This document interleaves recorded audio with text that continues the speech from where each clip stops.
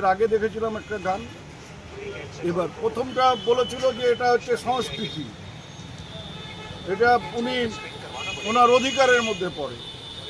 আমি জানি না যে একজন মুখ্যমন্ত্রী বা মুখ্যমন্ত্রী ছেড়ে দিন, একজন ভারতীয় নাগরিক তাকে ইচ্ছে মতন যে কোনো ভাষায় গালাগালি করে, তাকে কটূক্তি করে গান বেঁধে সেই গান আমি গেয়ে বেড়ালাম, সেটা আমার স্বাধীনতা।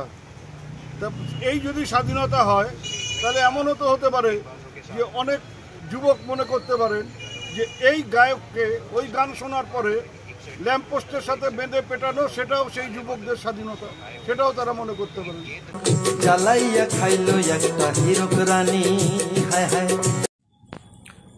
নমস্কার, দণ্ডবোধ। আমি মনীন্দ্র বর্মন, উত্তরের মনীন্দ্র। আমি রাজবংশী ঘরের ছেলে, ভাওয়াইয়া গান গাই ও অন্যান্য লোকসঙ্গীতও গাই।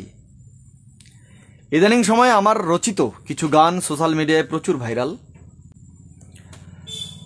অনেক মানুষের ভালোবাসা, আশীর্বাদ আমি পেয়ে যাচ্ছি। ঘটনা হয়েছে, আমি যে লাস্ট গানটা সোশ্যাল মিডিয়ায় আপলোড দিয়েছি, সেজন্য আমাদের উত্তরবঙ্গের উন্নয়ন মন্ত্রী উদয়ন গুহ আমাকে ল্যাম্পপোস্টে বেঁধে পিটানোর নিদান দিয়েছেন। মানে আমার বলতেও হাসি পায়, ল্যাম্পপোস্টে বেঁধে পিটানোর নিদান দিয়েছেন ওনার ছেলে পেলেদেরকে দিয়ে। ভাবুন, উনি আমাদের উত্তরবঙ্গের উন্নয়ন মন্ত্রী, তার মুখের ভাষা। এর আগে রাজবংশীদেরকে হাঁটুয়া ভাঙার নিদান দিয়েছিলেন, যে হাঁটুয়া ভেঙে দেবে। ভাবুন, উনি একজন নেতা, উত্তরবঙ্গের উন্নয়ন মন্ত্রী। ভাবতেও অবাক লাগে যে ওনারা কি সংবিধান সম্বন্ধে কিছু জানে, নাকি ওনাদের রাজনৈতিক সংস্কৃতি এটাই শিখায়, গুন্ডাগিরি শিখায়। গুন্ডাগিরি করো, রাজনীতি করো, এটাই সিস্টেম, রাজনীতির এটাই সিস্টেম। যাই হোক, আমি উত্তরবঙ্গের উন্নয়ন মন্ত্রী উদয়ন গুহকে আমন্ত্রণ জানাচ্ছি আমার বাড়িতে। কারণ অন্যান্য ছেলেদেরকে আর ব্যবহার করবেন না। এমনিতেই যুব সমাজের সর্বনাশটা করে রেখে দিয়েছেন, আর করবেন না। যুব সমাজ এমনিতেই ধ্বংসের পথে, আপনারা মেরে ফেলেছেন। এই যে হাজার হাজার চাকরি চুরি, কি অবস্থা। এরপরে আবার দু চারটা ছেলেকে দিয়ে আমাকে পিটাবেন, তারা তো বেচারা কেস খাবে। হ্যাঁ, তো ওদের জীবনগুলো আবার বরবাদ হবে, কেরিয়ারটা নষ্ট হবে। তার চেয়ে বরং আপনি আমার বাড়িতে আসুন, আমি ইনভাইট জানাচ্ছি আপনাকে। আমার বাড়ির সামনে ল্যাম্পপোস্ট আছে, এবং পিটানোর জন্য যদি কিছু নিয়ে আসুন তো নিয়ে আসবেন বাড়ির থেকে, নালে আমি আপনাকে বন্দোবস্ত করে দেব আমাকে পিটানোর জন্য। আমাকে বাঁধুন আর পেটান, দেখি আপনি কীরকম পেটাতে পারেন আমাকে। আর যদি তা না পারেন, সুস্থ রাজনৈতিক সংস্কৃতি শেখার জন্য আমার কাছে আসুন, আমি আপনাকে শেখাবো রাজনীতিতে বিরোধী পক্ষ বা রানিং পার্টি কিভাবে কথা বলতে হয়।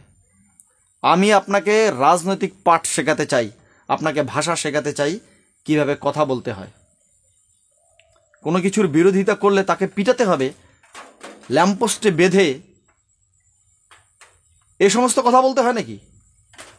আপনার কাছ থেকে মানুষ কি শিখবে? ভবিষ্যৎ প্রজন্মে যে ছেলেপেলেরা রাজনীতি করবে তাদের কাছ থেকে তারা আপনার কাছ থেকে কি শিখবে? ধরো, মারো, কাটো, পিটাও, এসব শিখবে। পশ্চিমবঙ্গের রাজনৈতিক অবস্থাটা আপনারা এমন জায়গায় নিয়ে গেছেন, মানে মার কাটারি, রক্তপাত ছাড়া কোনো কথা নেই। শুধরে যান মশাই, শুধরে যান। বয়স তো কম হলো না, বাপের দয়ে এই রাজনীতিতে এসেছেন। ও ভালো কথা, এই রাজনীতি করতে গিয়ে আপনি আপনার বাপকেও চোর বলেছিলেন না? আপনি তো আপনার বাবাকেও চোর বলেছিলেন।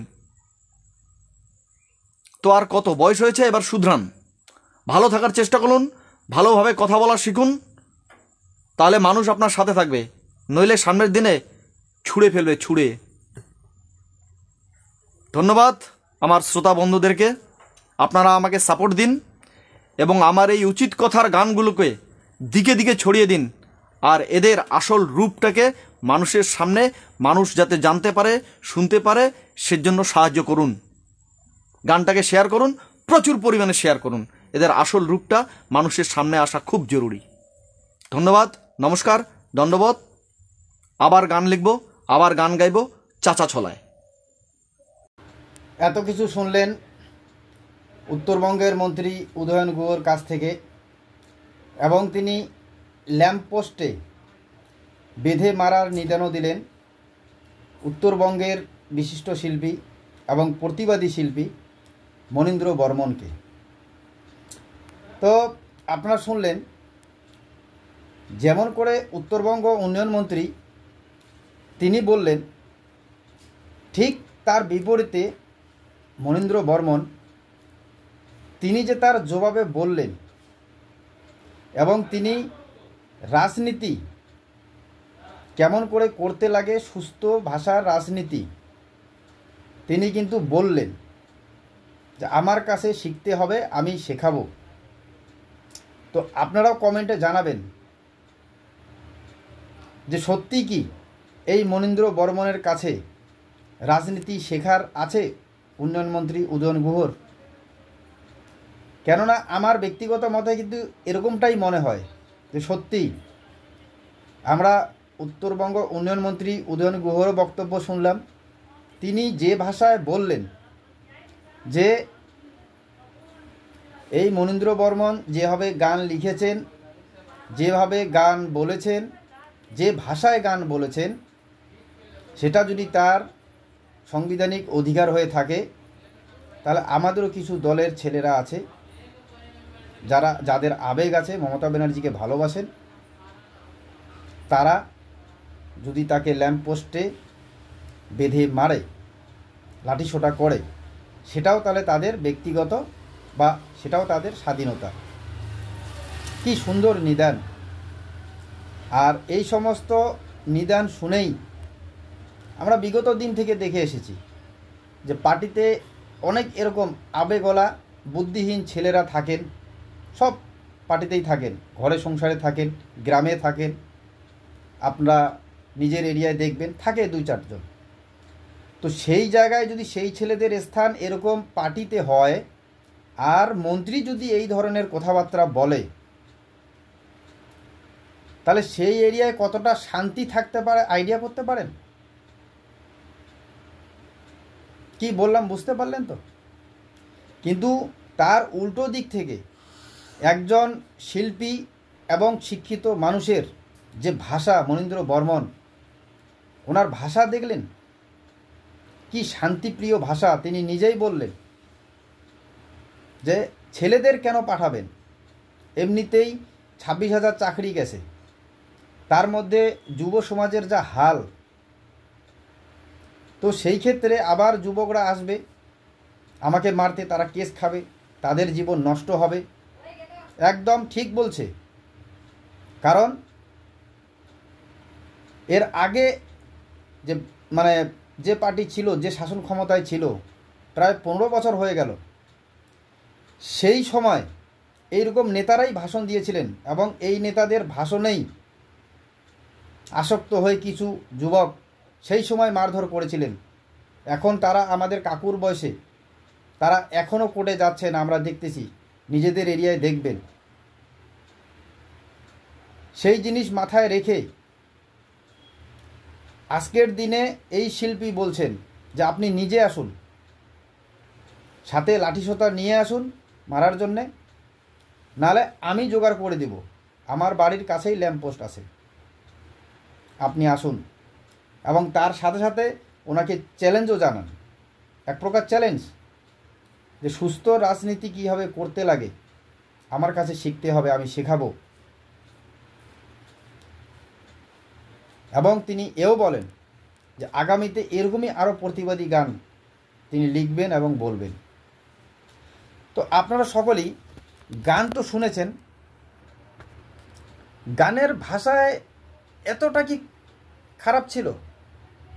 গানটার ভাষা শুনে তো আমার মনে হয় যে আমাদের রাজ্যে, মনে হয় কি আমাদের রাজ্যে যে ঘটনা ঘটছে সেই ঘটনার অনুপাতেই এই 26,000 চাকরি গেল, সব দুর্নীতির মাস্টার একজনই, গানের ভাষা যেটা, এগুলাই তো বলা আছে। এই এনআরসির হাত ধরে সবাইকে সচেতন হতে লাগবে। আবার যত সব রোহিঙ্গা আসছে, এই এই মাথাভাঙ্গায় তো একজন বললেন, ঘোকসাডাঙ্গা, যে স্থানীয় নেতাদের মদতেই তিনি সব নথিপত্র করেছেন। তো নেতা মন্ত্রীরাই তাদের সাথী হলো। ঠিকই তো বলেছেন, যেটা ঘটছে সেটাই বলছে তিনি। এখানে অন্যায়ের কি হলো? হ্যাঁ, তিনি যদি অন্যায় করে থাকেন তাহলে পুলিশ প্রশাসন আছে, সেই ব্যবস্থা নেন। এর আগে যেমন করে পুলিশ পাঠানো হলো, কেন পুলিশ দিয়ে আটকানো গেল না? পুলিশ দিয়ে আটকানো গেল না, মানে আইন দিয়ে আটকানো গেল না, যার জন্য এখন নিদান দেওয়া হচ্ছে, হুমকি আর কি, যে পোস্টে বেঁধে মারা হবে। আবেগকে কাজে লাগানো হচ্ছে। কি বলবেন? আপনারা সবই দেখলেন। এবং আমার মনে হয়, ব্যক্তিগত মত, যে এই শিল্পীর পাশে আমাদের সবাইকে দাঁড়ানো দরকার, যারা সকলেই এই অন্যায়, এই তোলাবাজ, এই দুর্নীতি, এই চাকরি চোর, এদের বিরুদ্ধে যারাই সরব হচ্ছেন বা অতিষ্ঠ হয়ে গেছেন, তাদেরকে এই যে উত্তরবঙ্গের শিল্পী আমাদের মনীন্দ্র বর্মন, ওনার পাশে দাঁড়ানো উচিত এবং তীব্রভাবে নিন্দা করা উচিত। এই আমাদের উত্তরবঙ্গের উন্নয়ন মন্ত্রী যে ভাষায় বক্তব্য দিয়েছেন বা যে ভাষা বলেছেন, যে মারের নিদান দিয়েছেন ল্যাম্পপোস্টে বেঁধে, তার নিন্দা করা উচিত। কারণ তিনি একজন উত্তরবঙ্গের উন্নয়ন মন্ত্রী। একজন মন্ত্রীর মুখে এসব কথা মানায় না। শাসক দল থাকবে, বিরোধী দল থাকবে, কেউ প্রতিবাদী থাকবে, কেউ চটি চাটাও থাকবে। তার মানে চটি না চাটলে, প্রতিবাদী হয়ে গেলে এরকম নিদান দিতে হবে? সবসময় বলে রাখি, যারা এরকম নেতা মন্ত্রীর নিদান শুনে নিজের আবেগ জাগিয়ে তুলছেন যুবকরা, খবরদার এরকম কাজে যাবেন না। খোঁজ নিয়ে দেখুন।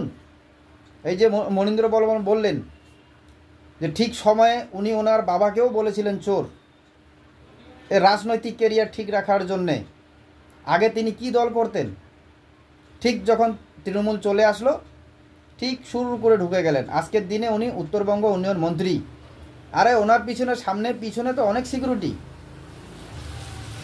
কিন্তু 26-এর ভোটে না হোক এদিক থেকে ওদিক হয়ে যাক, যারা আজকে মারার জন্য যাবেন, কালকে তাদের পিছনে কতগুলি সিকিউরিটি থাকবে?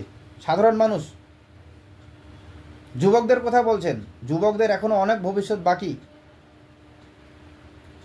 যুবকদের লেখাপড়া করতে হবে, অনেক কিছু করতে হবে, সামনে জীবন, ভবিষ্যৎ, এটাই হচ্ছে কথা। তো যাই হোক, পুরো ভিডিও দেখলেন এবং উত্তরবঙ্গ উন্নয়ন মন্ত্রীরও কথা শুনলেন, সেখানে মনীন্দ্র বর্মনেরও বক্তব্য শুনে নিলেন। এবং আমিও যে বললাম, ব্যক্তিগত মতে অনেক কথাই বললাম, তবে একটাই বলবো, আমি এই শিল্পীর পিছনে যারা, আপনারা প্রতিবাদী খালি বলবো না, যারা বলবো ন্যায়ের পক্ষে, অন্যায়ের বিপক্ষে, তারা এই শিল্পীর পিছনে অবশ্যই দাঁড়াবেন। আমি তো সব সময় আছি মনীন্দ্র বর্মনের পক্ষে, কারণ তিনি যা বলেন, গানের ভাষায় যা বলেন, একদম ঠিক বলেন। এভাবেই প্রতিবাদ হওয়া দরকার। প্রতিটা ঘর ঘর থেকে একজন প্রতিবাদী মানুষ হওয়া দরকার। শুধু আমি প্রতিবাদী এজন্য হতে বলছি না যে এই রোলিং পার্টির জন্যে, ন্যায়ের পক্ষে প্রতিবাদী হওয়া দরকার। কারণ এক এক সময় ভোটে জিতবে, এক এক দলের প্রশাসন গদিতে বসবে, কিন্তু জনসাধারণ যদি প্রতিবাদী হয় ন্যায়ের পক্ষে, অন্যায়ের বিপক্ষে, তবে গদিতে যে কোনো পার্টি থাকুক, সাধারণ লোকের অন্যায় কেউ করতে পারবে না। আমার সাথে একমত হলে অবশ্যই কমেন্টে জানাবেন এবং আমার এই ভিডিওটি অবশ্যই শেয়ার করবেন।